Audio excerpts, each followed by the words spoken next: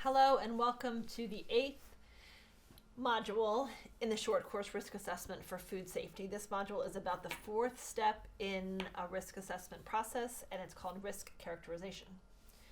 So the learning objectives for this module is to understand what a risk characterization produces, and then finally to understand the output that will be produced from a risk assessment, which comes out of the risk characterization. So risk characterization is really the step that brings everything together. It brings the scoping you did in the hazard identification, the exposure assessment information, and the dose response assessment, and it brings it together to produce a complete picture of assessed risk in terms of the likelihood and severity of harm. So there's some things to consider in terms of what you're going to come up with from a risk characterization. You're going to have these estimates of health consequences in terms of likelihood and severity of harm. You might have a table of different consequences for different types of populations. There might be some percent of people that become ill, some percent of people that might be killed by this exposure. There might be different subpopulations that you would have different rates of illness and mortality for. So you can imagine a whole set of different types of measures that you might produce based on the information that you had in the exposure assessment and the dose response phases. So in these estimates, you're going to characterize the uncertainty. We talked about there's a lot of places in risk assessment work where there is a lot of uncertainty, and capturing that fully in the end results is an important part of the process, because then that's something that the decision makers will be able to take into account while they're making decisions. You can conduct a sensitivity analysis to understand the most important gaps in informational needs. So often you have to move forward with the risk assessment even when you're missing some of the data that you want. And you can assess how important that data is in terms of the final risk estimates, and use that to help decide if you had additional resources to conduct studies to fill in those gaps, where would you get the most benefit from investing in that additional research. You want to go back and check the problem formulation and make sure it still makes sense given what you've learned. Sometimes it's an iterative process where you start working and you find out some things and you go back to the problem identification and figure out, maybe you add different kinds of foods or you add different kinds of different subpopulations based on your information. So certainly you want to make sure that it's still the right question to be asking. And then after you have these estimates, right, about the risk from the exposure that you've estimated, there's a couple of different things that you can do. You can work on evaluating different risk management processes. We're going to have a separate short course on risk management and basically ways that you can reduce the risk. And you could look at those proposed interventions and do risk assessments on those to estimate how much the risk would change, how many fewer people would be sick, how many fewer people would be killed based on these changes in the risk.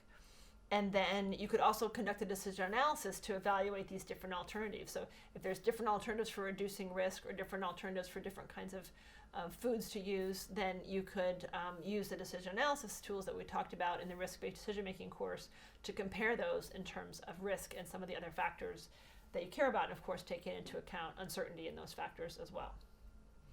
So reminder, at the beginning of this course, we talked about the two different ways of doing a risk assessment. We talked about a top-down and a bottom-up approach. So the top-down approach is not the one we spent a lot of detail in this course. The FERG estimates are a top-down approach, and they're really based on observed human illness and going back to the risk assessment.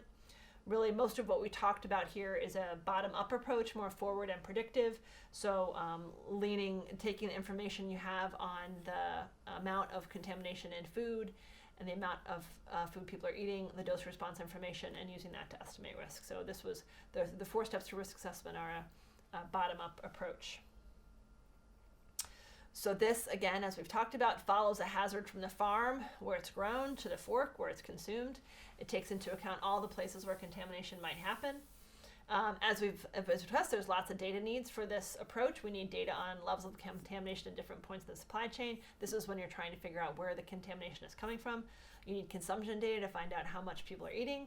And then you need understanding of the dose response function, which is the relationship between the contamination and the illness.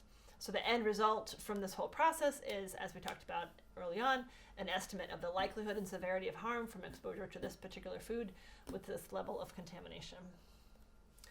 So I just wanted to give one quick example of a risk assessment that might be helpful for you to see. You can find this information on the web in terms of reports that are out there. So the United States food safety agencies did an analysis on Listeria monocytogenes in ready-to-eat foods, because of course Listeria monocytogenes is something that can make people ill with very small doses, especially people that are susceptible, such as young people and pregnant women and the elderly.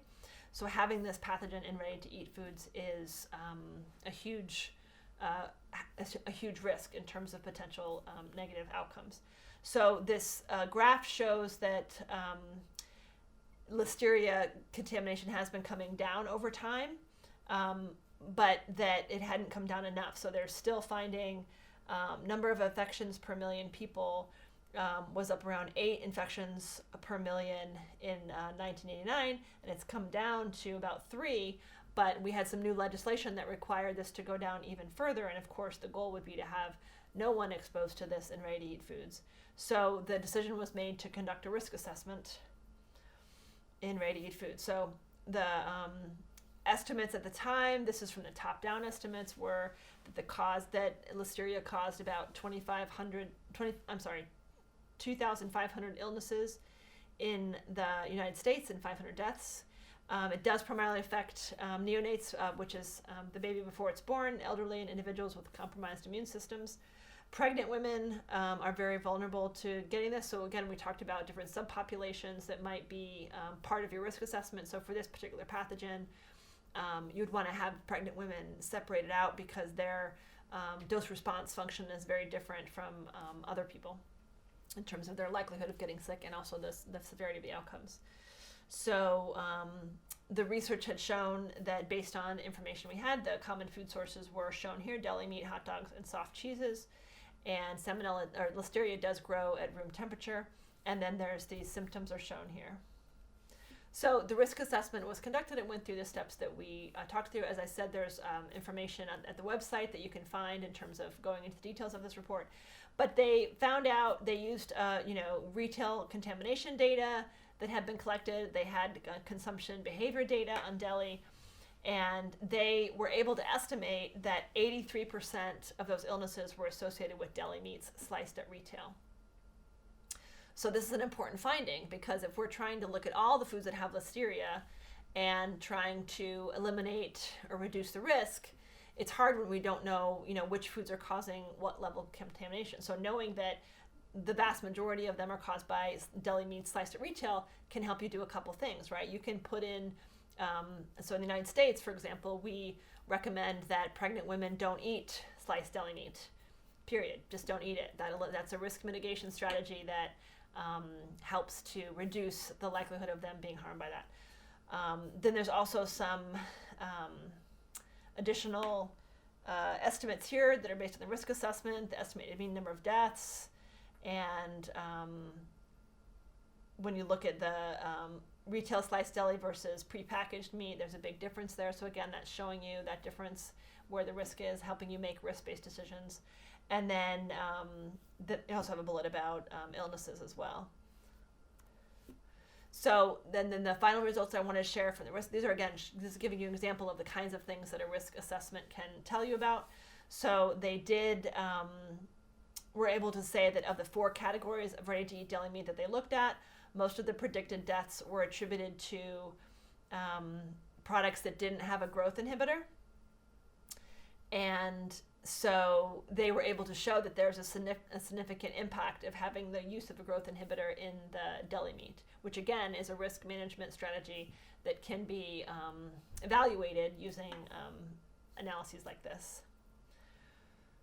And then there was a note about sensitivity analysis. Notice that if you changed things like consumer storage time, product shelf life, or total number of deaths, you didn't change the percentage of deaths that were attributable to the retail sliced deli meat. So this is, again, some nice examples about the kinds of information that you can get from doing a risk assessment.